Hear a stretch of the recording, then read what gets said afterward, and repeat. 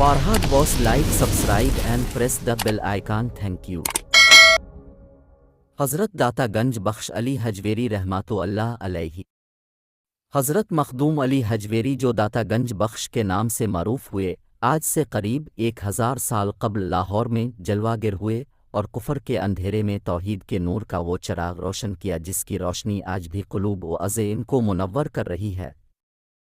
حضرت داتا گنج بخش کی تاریخ ولادت کے بارے میں مورخین کا اختلاف ہے، البتہ منشی دین محمد فوق نے ان کی سوانح حیات میں تاریخ پیدائش 401 تحریر کی ہے. غزنی موجودہ افغانستان کا ایک معروف شہر ہے. اس کے قریب ایک چھوٹا سا گاؤں ہے جس کا نام حجویر تھا. یہاں آپ کی ولادت ہوئی. بزرگان لاہور نام کی ایک کتاب جو لاہور کے قدیم بزرگوں کے مختصر حالات پر مشتمل ہے، اس کے مصنف پیر غلام دستگیر نے آپ کا شجرہ یوں بیان کیا ہے. حضرت مخدوم علی بن سید عثمان بن سید علی بن سید عبد الرحمن بن سید عبداللہ بن سید ابو الحسن علی بن حسن بن سید زید بن امام حسن رضی اللہ عنہم 4 برس کی عمر میں قرآن کریم کی تعلیم سے اپنے تعلیم کا باقاعدہ آغاز فرمایا اور مختلف اساتذہ سے مختلف فنون کی تعلیم حاصل کی. کشف المحجوب میں اپنے 44 اساتذہ کا تذکرہ فرمایا ہے. آپ کے والد گرامی حضرت عثمان جلالی اپنے دور کے صاحب کرامت بزرگ تھے اور ان کا مزار آج بھی غزنی میں مرجع خلائق ہے. آپ تصوف کے سلسلہ جنیدیہ سے تعلق رکھتے تھے اور آپ کا سلسلہ طریقت حضرت علی شیر خدا سے جا ملتا ہے. تعلیم سے فراغت کے بعد آپ اس دور کی روایت کے مطابق سیاحت کے لیے نکل کھڑے ہوئے اور اپنے بلاد اسلامیہ کی مکمل سیاحت کی. اس سیر و سیاحت کا احوال کشف المحجوب میں موجود ہے.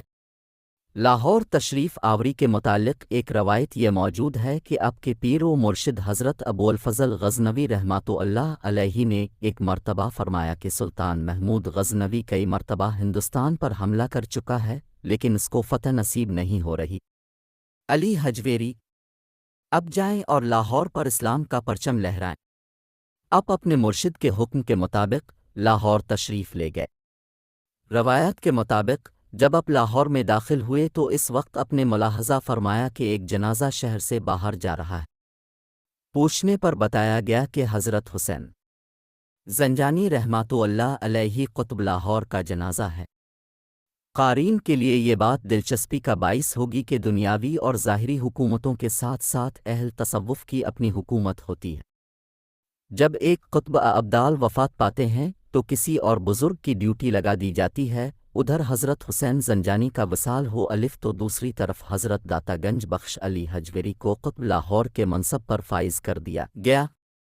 اپنے لاہور کے مغربی علاقے میں ایک مندر کے نزدیک اسلامی جھنڈا نصب فرمایا اور ارشاد فرمایا کہ یہ پرچم لاہور پر سایہ فگن رہے گا. اپنے سب سے پہلے مسجد تعمیر فرمائی. مسجد کی تعمیر کے وقت ہی ایک ایسا معجزہ روپذیر ہوا جس نے اس وقت کے علماء و مشائخ پر آپ کے تقویٰ و علمی وجاہت و کرامت کی دھاک بٹھا دی.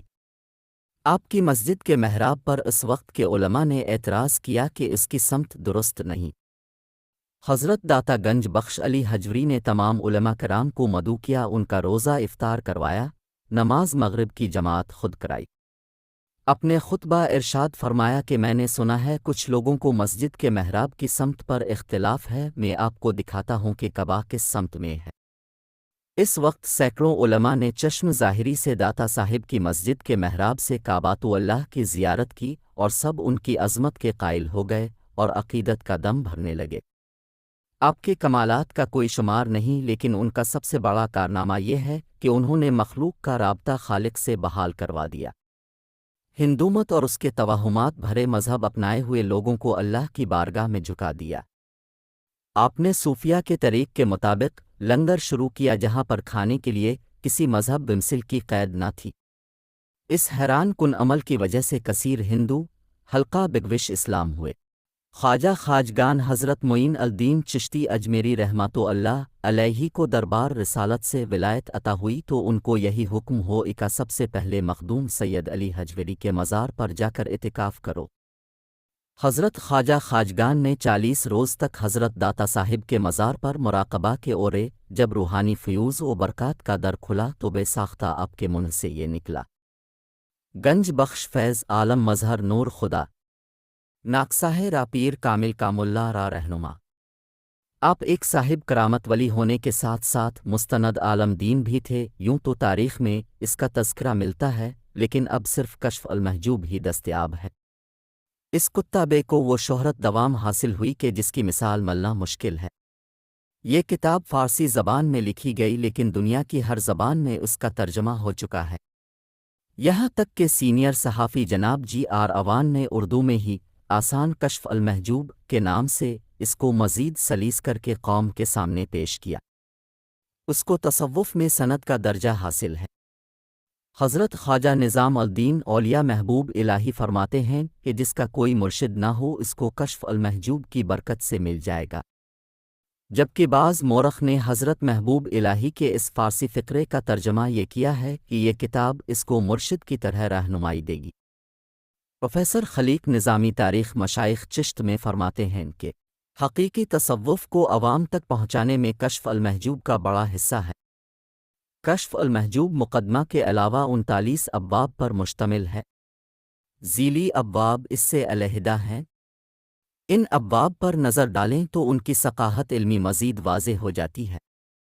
اثبات علم، اثبات فقر، تصوف، خرقہ پوشی، ملامت، صحابہ کرام، اہل بیت، اصحاب صفہ، ائمہ تابعین، تب تابعین، صوفیہ متأخرین، صوفیہ کے مختلف مکاتب و مذاہب، توبہ، محبت، صحبت، ادب سفر، کھانے کے آداب، چلنے پھرنے کے آداب، سفر و حضر میں سونے کے آداب، بولنے اور چپ رہنے کے آداب، سوال اور ترک سوال کے آداب، نکاح و تجرد، سما قرآن، سما شعر، سما لحن و نغمہ، احکام سما، اختلاف سما، مقامات سما و جد و رقص، ادب سما وغیرہ جیسے موضوعات پر حضرت داتا صاحب نے تحریر فرمایا ہے۔ حضرت داتا گنج بخش علی حجویری نے ان موضوعات پر قرآن و حدیث اور اقوال صحابہ و اہل بیت کی روشنی میں احکامات بیان فرمائے ہیں، اور زندگی کے ہر شعبہ سے تعلق رکھنے والوں کے لیے رہنمائی موجود ہے۔ آپ نے سب سے پہلے زیادہ علم پر زور دیا ہے، اس کی اہمیت و حقیقت پر مفصل گفتگو فرمائی ہے۔ کشف المحجوب کے پہلے باب میں علم کے فضائل پر گفتگو کرتے ہوئے اپنے حضرت شیخ حاتم کا قول نقل فرمایا ہے، دنیا کے تمام علوم میں سے میں نے 4 چیزیں حاصل کی اور باقی تمام علوم سے بے نیاز ہو گیا۔ ایک، رزق کی مقدار متعین ہے، اس میں کمی بیشی ہو سکتی ہے، اس لیے رزق میں اضافہ کی طلب سے بے نیاز ہو گیا۔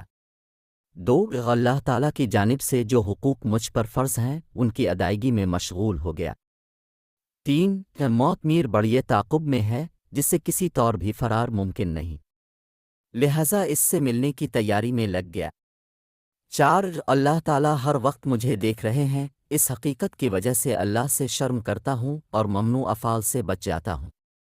اپنے علماء کی فضیلت اور علم کی اہمیت بیان کرنے کے ساتھ ساتھ علماء سوگ کی خوب نشاندہی فرمائی اور ان کو علماء غافل کا نام دیا۔ علماء غافل وہ لوگ ہیں جو اپنی تن آسانی کے لیے حکومتوں کے نزدیک رہتے ہیں، اپنی خواہشات کے مطابق دین کی من پسند شر کرتے ہیں، وہ تصنع اور بناوٹ کو پسند کرنے والے ہوتے ہیں۔ حضرت داتا صاحب نے علماء غافلین کے متعلق ایک اہم بات تحریر فرمائی کہ علماء سو اور علماء غافل وہ ہیں جو اپنے اساتذہ کی شان میں زبان تان دراز کرتے ہیں، بزرگان دین اور سلف صالحین کے مقابلہ میں اپنی فوقیت علمی کا اظہار کرتے ہیں، یہ علماء غافلین ہیں۔ اس باب کا ایک جملہ موجودہ دور کے علماء اور عوام کے لیے راہ ہدایت ہے۔ علماء سو کی وضاحت کرنے کے بعد انہوں نے فقراء کی فضیلت کے متعلق فضائل بیان کیے ہیں۔ اس کے ساتھ ساتھ داتا صاحب نے رسم پرست صوفیہ کی شدید مذمت فرمائی ہے اور عوام کو ان سے بچنے کی تلقین کی ہے۔ اب لکھتے ہیں کہ تصوف تو تمام کا تمام مجاہدہ ہے اور اس میں ہرگز لہو و لعب شامل نہیں کرنا چاہیے۔ اپنے آپ کو رسم پرست صوفیہ سے بچاؤ۔ اب مزید فرماتے ہیں کہ ایک دن وہ تھا کہ تصوف حقیقتاً خالص تصوف تھا، نام ون موڈ نہ تھی، یعنی عہد صحابہ کرام اور سلف صالحین میں صرف نام کا تصوف نہ تھا بلکہ ہر کسی پر حقیقت تصوف کا عکس موجود تھا۔ لیکن اب انحطاط کا دور ہے، اب جاہل عابد اور ان پڑھ صوفیہ کو ایمان اور عقیدہ کے لیے خطرہ سمجھتے تھے۔ اپنے فرمایا بعض لوگ ایسے ہیں جو علم کو عمل پر فضیلت دیتے ہیں اور بعض لوگ وہ ہیں جو عمل کو علم پر فوقیت دیتے ہیں، لیکن دراصل یہ دونوں باطل ہیں، کیونکہ علم کے بغیر عمل کی اہمیت نہیں سمجھی جا سکتی، بلکہ عمل ہوتا ہی اس وقت ہے جب علم اس کے ساتھ شامل ہو، اس کو عمل کے جزیات سے آگاہی ہو۔ اپنے نماز کی مثال دیتے ہوئے ارشاد فرمایا کہ جب تک انسان کو طہارت، پاک پانی کی شناخت نہ ہو، نماز کے ارکان کا علم نہ ہو، وہ نماز رہتی ہی نہیں ہے۔ اس لیے عمل در حقیقت علم سے ہی حاصل ہوتا ہے۔ اپنے مزید فرمایا کہ بے عمل عالم کا نام عالموں سے نکال دیا جاتا ہے، اگر عالم کا عمل اس علم کے مطابق نہ ہو تو اس میں اس کو کچھ ثواب نہیں ہے۔ اس لیے علم و عمل دونوں ہی تصوف کی بنیاد ہیں اور عملی زندگی گزارنے کا طریقہ ہے۔ حضرت داتا گنج بخش علی حجویری کے عرس مبارک کے موقع پر ہمیں یہ عہد کرنا ہوگا کہ اپنی زندگیوں میں انقلاب لاتے ہوئے اللہ اور اس کے رسول کی اطاعت کو شعار بنا کر صوفیہ کے طریق پر چلیں، اسی میں دین دنیا کی نجات ہے۔ Like, subscribe and press the bell icon. Thanks for watching. اعلیٰ حافظ۔